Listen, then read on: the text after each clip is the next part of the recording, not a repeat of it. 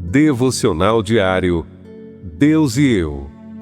Um tempo de comunhão e reflexão na Palavra de Deus. Devocional diário Deus e eu, com o pastor Francisney Brito. Glória a Deus, bendito és, Senhor dos céus e da terra. Estamos mais uma vez em sua presença, em mais um dia de vitória que eu creio por estar diante de ti. Alcançaremos, Senhor, bênçãos na nossa vida, principalmente a sua presença.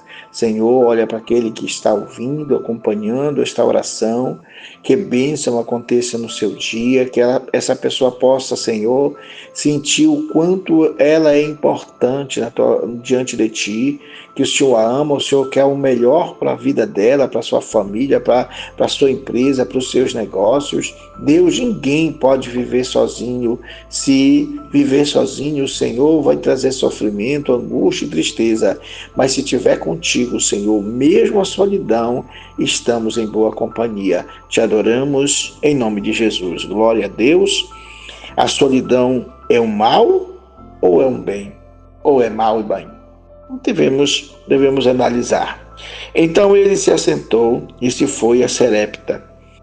E chegando à porta da cidade, eis que estava ali uma mulher viúva, apanhando lenha. E ele chamou e lhe disse: traze-me, peço um vaso e um pouco de água. Bendito seja o nome do Senhor. Peço-te que eu beba. Porém ela disse: vive o Senhor teu Deus, que nem um bolo tenho, senão somente um punhado de farinha numa panela e um pouco de azeite numa botija. E vês aqui, apanhei 2 cacos e vou prepará-los para mim e para meu filho, para que o comamos e morramos. 1 Reis, capítulo 17, verso 10 e 12. A Bíblia apresenta alguns personagens que enfrentaram solidão. Elias ficou vários dias sozinho junto ao ribeiro de Querite. Está no capítulo 17 de Reis. E Deus o manda para a casa de uma viúva que vivia sozinha com seu filho e já sem esperança. Elias era alimentado no ribeiro de Querite por corvos, enquanto que tinha água. Quando o ribeiro secou e o sofrimento aumentou, Deus o envia à casa de uma viúva sem nada. A viúva, por sua vez, tinha conversado com seu filho que não havia mais nenhuma esperança. Iria fazer 2 bolos de farinha de trigo e ia morrer depois disso, pois apesar de haver água, não havia alimentos. O que faltava para Elias era água, e o que faltava para a viúva era pão. De qualquer forma, ambos estavam vivendo sós. Quantas vezes o que sobra para uma pessoa falta para outra? A viúva era simples, aparentemente estava sozinha, empobrecida, sem parentes, sem alimento, sem chance de sobrevivência. E era isso que ela acreditava nessa situação. Elias era profeta, não era normal se sentir sozinho. Tinha Deus, mas não tinha água. Dependendo da situação, muitos de nós dizemos ter fé em Deus, mas só olhamos para o problema. E isso é sério. E ele disse: tenho sido muito zeloso pelo Senhor, Deus dos exércitos, porque os filhos de Israel deixaram o teu concerto, derribaram os teus altares, mataram os seus profetas à espada. E eu fiquei só. E buscam a minha vida para me tirarem. Está em 1 Reis, capítulo 19, verso 10. Veja que ele tinha a solidão dele como algo de preservação da sua vida. Mas ele se sentia triste porque ele se sentia desamparado. Ele não podia voltar para o meio dos seus familiares. Ele não podia acreditar mais em ninguém. Havia uma perseguição em Israel. E ele era o principal alvo porque foi ele que profetizou que não tivesse descido nem um pouco de água, nem um pouco de chuva. Então a seca era grande. E Jezabel, que odiava ele por ser religioso, por acreditar em Deus, resolveu então partir para matá-lo. E Elias se isola. a forma de solidão dos dois. A solidão se manifesta de diversas formas, abrangendo desde o sentimento doloroso de isolamento, solidão emocional e crônica, até a busca voluntária pelo isolamento para a reflexão e criatividade, conhecida como solicitude ou perda de esperança. 1 Reis, capítulo 17, verso 12, diz assim: somente um punhado de farinha numa panela e um pouco de azeite numa botija, e veis aqui apanhei 2 cavacos e vou prepará-lo para mim e para meu filho, para que o comamos e morramos. A situação da viúva era financeira, somente um punhado de farinha e uma medida de azeite, e ela estava já esperando a morte. A de Elias era o medo da morte, que antes esteve tão distante e agora estava tão presente.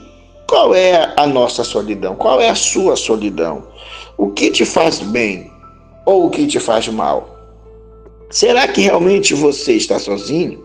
Será que realmente nós estamos sozinhos quando estamos passando por situação difícil? Isaías capítulo 41, verso 10, diz assim: não temas, porque eu sou contigo. Não te assombres, porque eu sou o teu Deus. Eu te fortaleço, eu te ajudo, eu te sustento com a destra da minha justiça. Essa promessa traz paz, força e a garantia de que não estamos sozinhos. Não é porque a morte está perto, porque aquele que se sente doente, ele pensa que a morte já vai chegar. E muitas das vezes vem um desespero. Não é porque está te faltando recurso financeiro que você vai se desesperar, se matar, ou então vai sair enganando todo mundo por aí. Não, mas também você não deve colocar para dentro de si o desejo de que, o pensamento de que você é a única pessoa que está padecendo nesse mundo. A viúva se sentia só e conversou com seu filho, que já estava chegando à morte perto deles.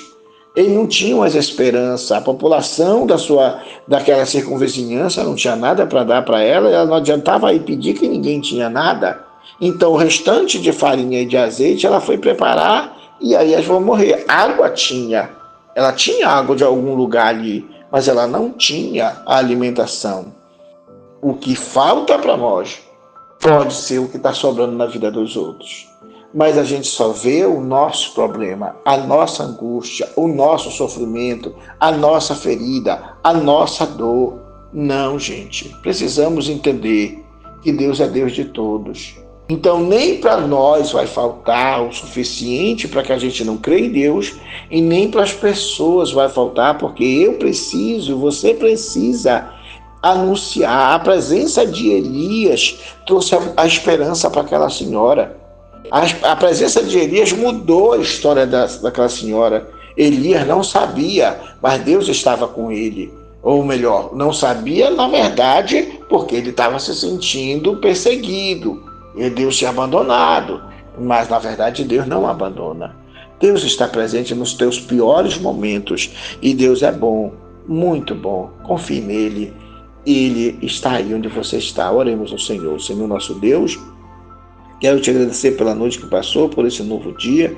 Quero te agradecer pela minha vitória de estar vivo, de ter, Senhor, de estar de pé, de poder trabalhar, de poder viver, de poder andar, de poder caminhar. Oh, meu Deus, as dificuldades estão aí, estão patentes, o Senhor conhece cada uma delas, mas eu creio, Senhor, num Deus que provê, num Deus que resolve, num Deus que não abandona, num Deus que se esconde. Não, eu creio num Deus presente. Por isso, Pai, nesta hora, quero te pedir em favor desta pessoa que está passando por angústia, por escassez, por dificuldade, seja ela financeira, social, moral, motivacional ou emocional, que esta pessoa sinta que ela não está sozinha, mas que o Senhor esteja com ela possa buscar a tua face e se sentir abençoada, que esse dia seja de bênção na sua vida. Eu te peço em nome de Jesus. Amém.